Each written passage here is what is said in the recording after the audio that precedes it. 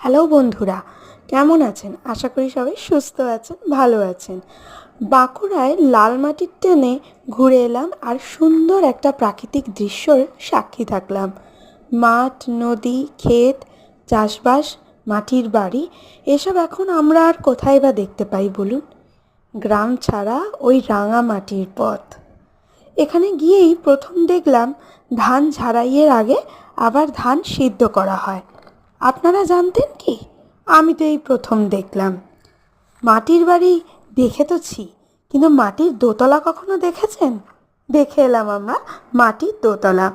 আর যেগুলো এই যে আপনাদের বললাম, শেয়ার করলাম, সেগুলো যদি দেখতে হয় তো চলে যান আমার চ্যানেলে পর্ণাস ডায়েরিতে।